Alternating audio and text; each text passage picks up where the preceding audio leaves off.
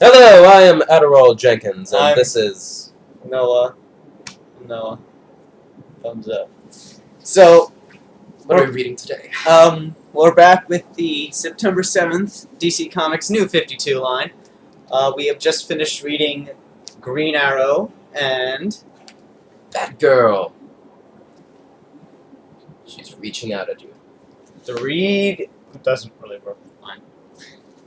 3D! Woo! Gimmicks.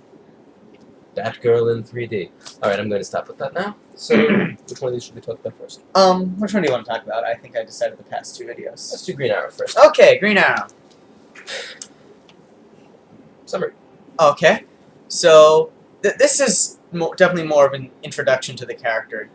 We're introduced to Green Arrow, Oliver Queen, who is a CEO by day and also Green Arrow by day, but in different time zones. So in Seattle it's day and in France it's night.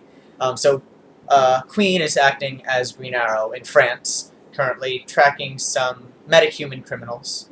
Metahumans are mutants in the DC universe because they have to be different from Marvel.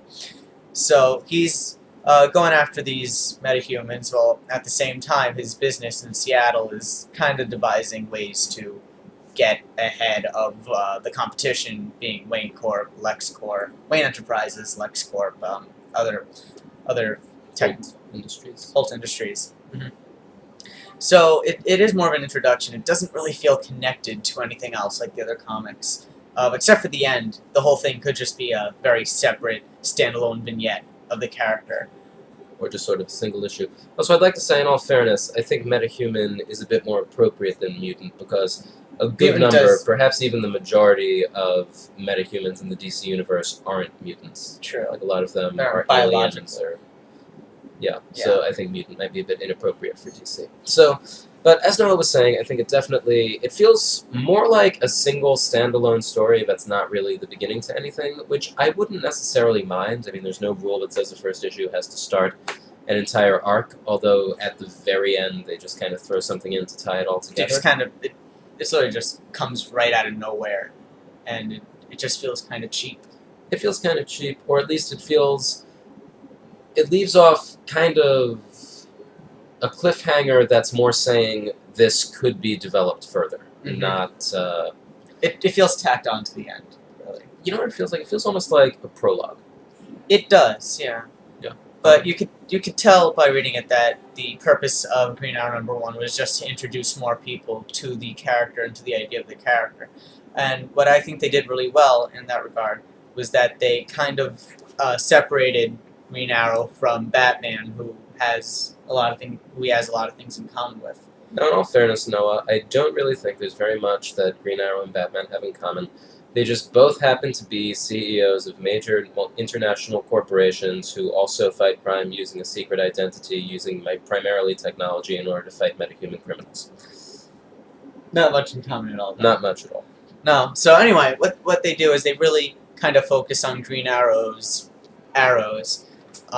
He's got a lot. He's got a lot of them. He's got a lot of different types. Well, in the Detective Comics that we reviewed previously, go watch that video, Batman did mostly use his fists and a grappling hook, really. He didn't really use... I don't think he... And his brain. He threw only one batarang, really, in that whole comic. We see Green Arrow use his bow, uses different types of arrows, he uses this discus thing. So it does focus more on Oliver's use of technology. It also developed... He talks more, too. He is more bantery. He's lecturing the people who he's beating up as he's fighting them, And trying to teach them how they're not cool. it almost gets to a corny territory, where it's like, villainy isn't cool, and being a hero is way better, and make your mark in society, not on society. It's true. I mean, it is. When you think about it like that, it actually does get to be kind of corny. Also, the gimmick of one of these guys is apparently he likes to upload his fights onto YouTube Mhm. or something. And they do mention YouTube. It's not some... YouTube's been in a couple of these things so far. He was in Stormwatch, although not by name. Mhm. It's But it's not QTube. or something. It could be. Wait, you could have like he owns YouTube and it's QTube because he does. They mentioned Do you that... mind if I show them the computer? Yeah. There is one panel where apparently Macs are made by this company only with a Q instead of a Apple. But And they're recorded on Q-Core phones, which is Oliver Queen's company. yeah, So he does kind of own all that stuff, and they do play around with that. At least I hope they do. How he does have access to all this technology and very popular technology, and I kind of expected it. They didn't really use it in the comics this comic that much, but I kind of expect in the future that it'll go kind of the way of the Dark Knight at the end with the whole bat sonar thing. How detective mode. Yeah, Green Arrow will use his influence over all those cell phones and stuff to kind of track crime or something. It'd It'd be interesting. That's an idea, although it has been done before in The Dark Knight. Yeah. So I don't know. That possibilities aside, which and there certainly are some that they're setting up. I think in this issue itself, I have to say it's kind of boring. It's not interesting. It seems more like kind of cut and. It's essentially mostly a big fight scene. So it seems kind of like a cut and paste hero fighting the bad guys, and we are introduced to him and who he is and how he does this. But at the same time, it seems kind of, I don't know, bland. Like there's not. Yeah, much. there's not much going on. There's not much magnitude to it. It's just Green Arrow fighting some thugs, and he does call them punks. He says, like, straight to their face, "You're not super villains. You're not cool. You're not even badasses. You're a punk." Yeah, and he calls one of them a loser. Those are practically direct quotes. Yeah, no, I almost expect him to go, "Stay in school." But, Don't do drugs. Yeah, well, actually, I think they did. There was, like, in the 70s, Green Arrow and Green Lantern went on the search for America, and they fought drugs at some point. But, yeah, it does. And also, I think that for an issue that's designed to introduce us to the character and all that, I don't think we really see enough of who he is and, like, why he fights crime. And they just kind of say he's a CEO, he's Green Arrow, he has interns that help him fight crime. That too. I do like his interns. Well, they're not really interns, but the folks... They're not really Alfred either. Yeah, no, his assistants. Yeah. I guess we could call them assistants. But yeah, at the same time, I don't think we're really getting into much. It might get explored more down the line. It might not. There's really nothing to indicate. It just seems a bit of a shallow issue. And do you want to talk about artwork? Sure. Well, one thing I just want to point out right off the bat. Not the right beard. Yeah, no. He has a stupid not beard. On the cover, they made him Wolverine. Yeah. No, he has the kind of fuzzies. He has the fuzzies face. His little... Yeah. Yeah. And it seems like they're really... he's mostly got stubble throughout the series. Maybe the beard is something that he'll grow down the line. Also, he's got very short hair. Yeah. And hopefully the comic will grow the beard as he does. But the overall art style? Again, just kind of generic-y. Generic. I mean, I think it works for its purposes. It's got kind of... It's not very detail-heavy. It's more... I mean, we could see here... I think their strongest point is action. Because the thing is, also, it's an action comic, so there's not really a lot of focus on atmosphere. There's not really a lot of focus on backgrounds. But they do movement well. Like, even if you just look at this panel, just the kicking, it feels more fluid than just one picture. So I think they got that done pretty well. Yeah, I mean, for something that's mostly an extended fight scene, I think it works. I'm going to have to see, again, if they could do more with atmosphere and also... In regards to the art, too, the cover is a bit misleading. The cover has a lot of light and detail and shading and textures. And then you can just flip to... Oh, not this page, because that's an ad. But this page, this is a good one. It's just a lot more flat, I guess. Again, they do the action very well. There's very good movement through the panel. But it's just... It's not as detailed or as... I have to be honest, I never really liked comic book covers that don't really reflect the art style overall. Like, if we compare something like Detective Comics, do you have that? I'll get that. Here we go. I mean, Detective Comics, you see the cover, and that's pretty much exactly what it looks like. Just flip to the first page, and it's pretty much the same quality art. So yeah, the whole separate covers thing never really worked for me. So I guess on a letter scale, where would you put this? I gotta rate it kind of low, D plus. I would say probably around D plus. I mean, I think that it has some merits. The whole thing, looking at his assistants, that's interesting. There's some characters there, and also, it's not a bad fight scene. No, it's a good fight scene. But a bit corny in the dialogue. Yeah, the dialogue I would say is corny. The visual storytelling is on point, but at the same time, I don't think an extended fight scene is really what we would expect for the Green Arrow of the DC relaunch. No, so, and it does feel shallow. It doesn't feel as interconnected or as like you're jumping into something as the other comics do so far. And would you recommend it? I can't really recommend it. Yeah, I wouldn't necessarily recommend it. And also, I would say, for most things that I haven't recommended so far, I would say I'm going to wait for the second one to see where it ends up going. This, I don't really care where it's going, so I might not read number 2.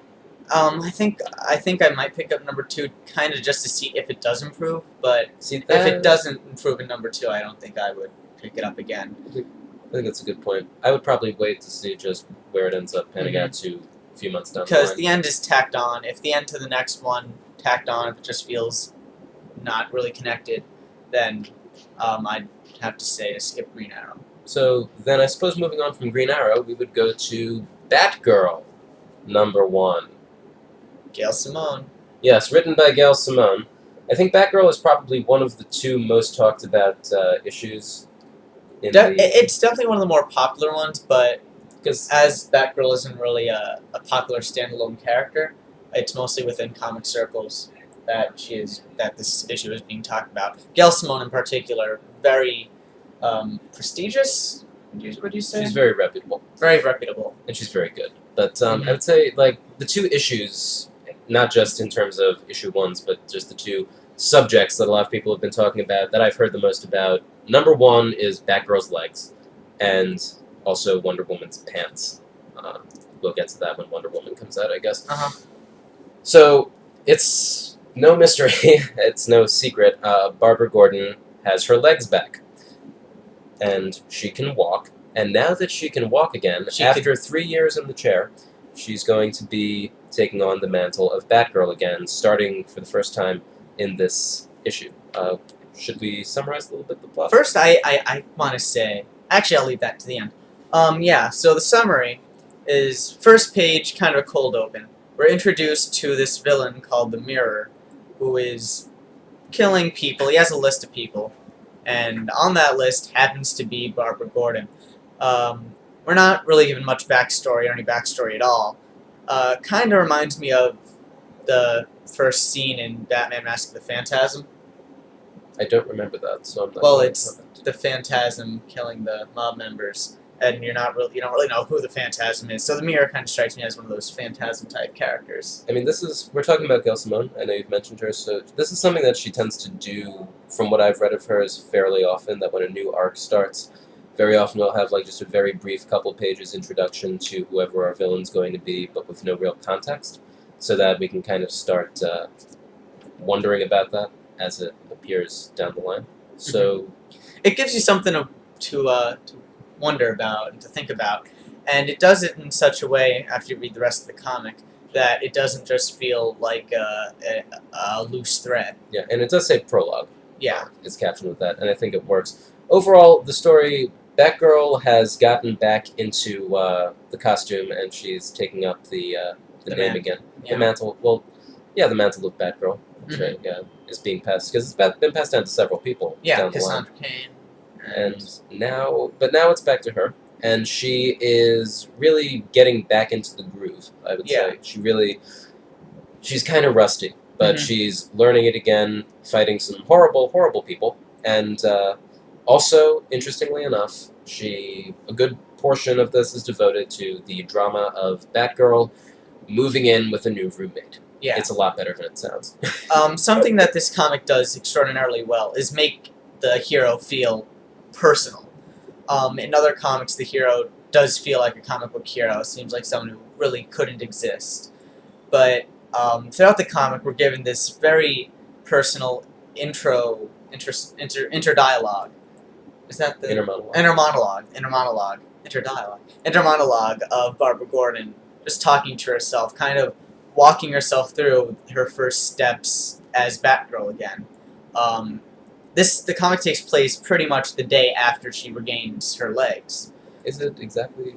Well, it's pretty much. I wouldn't think it would be exactly the day after, but it's kind of like that. I mean, Yeah. we don't know exactly. There are some things that aren't clear. We are clear that this is 6 years into the Batman thing, so she's been in the chair for 3 years, Mhm. and she just recently regained use of her legs. It's not revealed exactly how, but we're clear that it has happened, Mhm. and now she's talking herself back into the role of Batgirl. and she really is talking herself up, I would say. Yeah. Trying to essentially she's becoming Batgirl again, going from being Barbara Gordon to being Batgirl, Yeah. while also getting her life as Barbara Gordon back Settled on out. track. Unlike someone like Batman, who is always in the role of Batman, who never, even when, if you read the Batman Rest in Peace storyline, he has a backup Batman personality.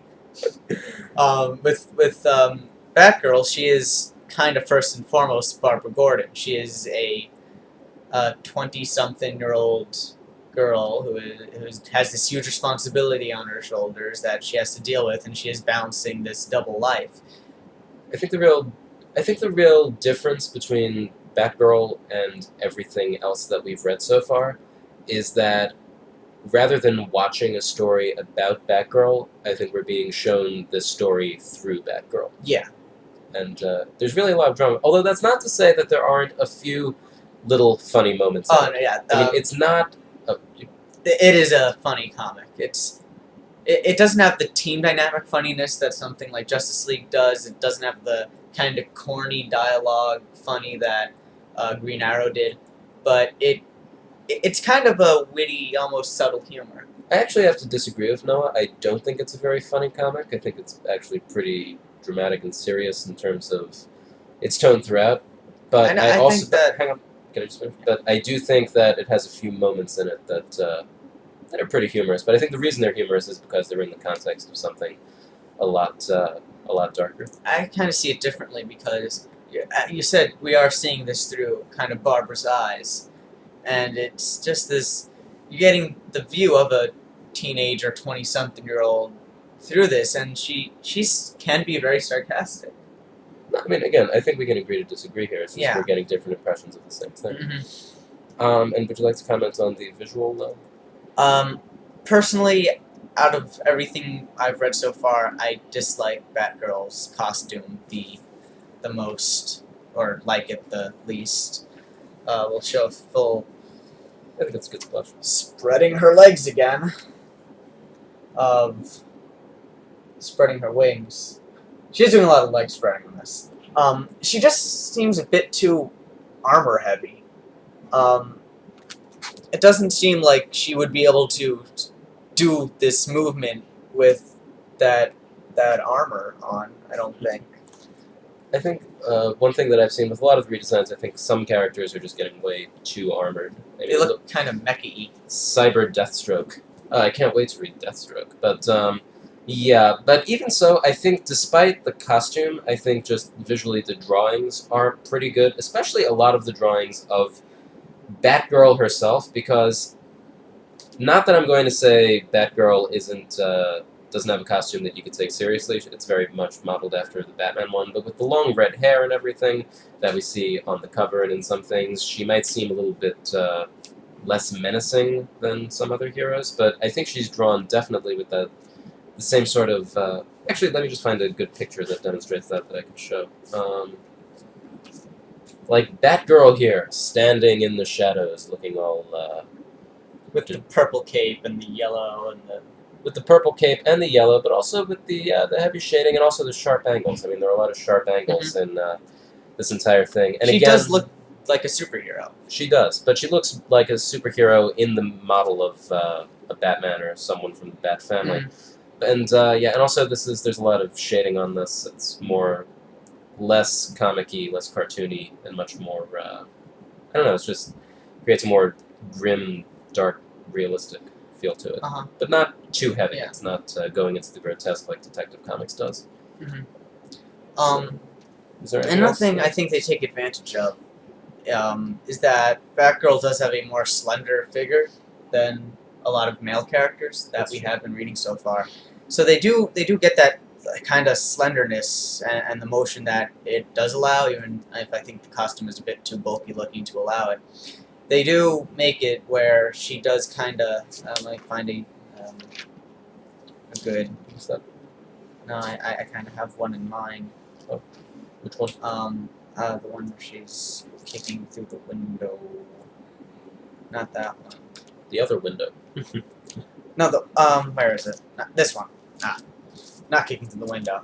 But, like, she does look very kind of aerodynamic in that scene. They use the motion lines in the background very effectively, I think, in that panel. Yeah, I think it emphasizes her acrobatic. Yeah, it emphasizes, it kind of separates her fighting style from, like, a Batman. I'd say she's more in the vein of Nightwing. Yeah. Because Nightwing, it's interesting that he has a very. I'm going to be interested to see how Batgirl ends up comparing with the new Nightwing. Mhm. But I think Grayson and Gordon both have that same sort of style. And something, if I could, Sure. that does bridge, I think, very well the narrative with the art is that she uses her. There's a lot of emphasis on Batgirl's legs in the comic. Definitely ties in with the whole regaining of a thing. There's a lot of emphasis put on that she can walk again, and she can jump, and she can kick. Yeah, but sometimes But the thing is, she is capable of doing it, but is she always able to react as she should be able to? Because she is a bit rusty, and she is a bit relearning a lot of what she already has. So that's one of the main conflicts here, Yeah. and we do have some And that- flashbacks and to. That is Okay, where a yeah. lot of the drama comes from. Something that the comic did very well is that because it is her getting back on her feet, it makes even kind of menial 2-bit villains seem very dangerous, and there's a personality. It seems it's very. Also, I think a lot of that just goes to the writing of Gail Simone, that she doesn't really write background characters generically. She does tend to give them personality. She also tends to make them into very horrible people. I mean, villains that she writes can be pretty Despicable. frightening. Also, yeah, I just realized that the cover says "Ah" on it. I did not notice that before, but I do not know. Wow, that's strange. So, do you think maybe we want to wrap this up? Where on like a letter scale would you put this? I think this is my favorite comic so far, actually. Out of the ones you reviewed, I'm gonna have to give this one an A. I would give it an A minus. A minus. I agree. Yeah. Yeah. Well, I mean, it's. I mean, A minus is already above average. Mhm. Well, it's considerably above average. As far as things that I would have, I don't really have complaints about it, but at the same time, I don't know. It feels a bit. What's the word I'm looking for?